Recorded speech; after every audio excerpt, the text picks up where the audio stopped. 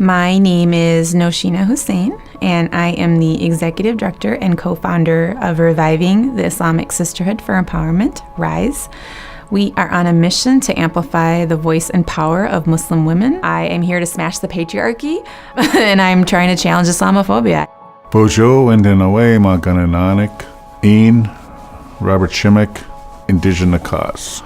Ani Makianaquad, Nindago, Ogashko Manasi, Indudame, Gawa Babikanikag, Ishkonagan, Indunjaba.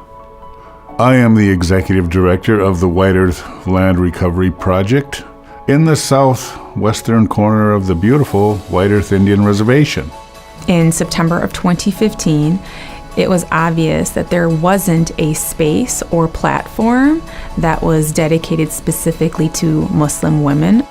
We thought, well, why don't we create that brave space to bring Muslim women together and address issues of representation and civil rights and reclaiming our power and changing the narrative. And so 2 years later, we are up and running and growing the network, building sisterhood, doing leadership development work, as well as being more engaged in the civic and democratic process. About 1988, Congress passed a law that is now known as the White Earth Land Settlement Act, which essentially legalized the theft of Indian land here at White Earth. So since that time, the Land Recovery Project has been advocating for the return of land on a number of levels, but at the same time, it also speaks to restoration of sound land stewardship practices, revitalization of our culture and our language and our community infrastructure. Every time I would Google images of Muslim women, it was always in a negative, oppressive stereotype. And I thought, well, this is not at all reflective of who is in our community. So we are a very diverse community. And the more I looked into it, it was obvious that somebody else is always telling our story for us. And the only way we can counter that or challenge that is by taking it back and telling our stories ourselves. Part of our task at White Earth Land Recovery Project is, with community, putting the pieces back together that were broken down and scattered by colonialism. Every time we plant a seed, every time we learn a new word in our beautiful Ojibwe language, every time we liberate a square inch of our land back into tribal ownership, we're nation building.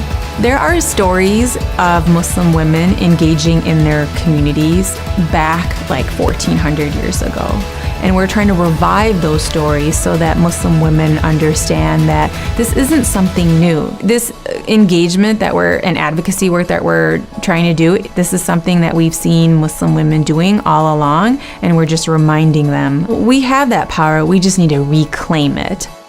With all these projects, whether it's the health of the mind or the spirit or the body, our task is to bring them back, present, front row, center, and every day for all the citizens here on the White Earth Reservation.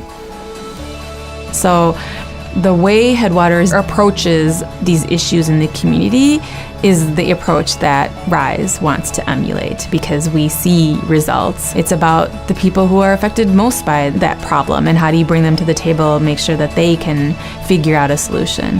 The Headwaters Foundation has been a keystone piece in so much of the work we do here.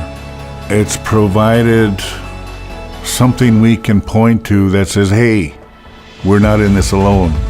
We're part of a family that's brought together by the foundation to empower people, to empower communities, to do the work they deem necessary, they deem useful. So for Muslims in Islam, we're here to serve God, and the way we serve God is by serving others. The work that we do in our community through civic engagement, the democratic process, this is kind of like built into our faith. Anishinaabe, we were put here We were put here for some very specific reasons. And that is to take care of this.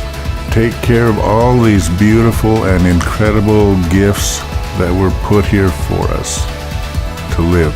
When I look at my sisters, I feel not just hope, but I see a vision of a world and a place where everybody can grow and thrive and live in harmony.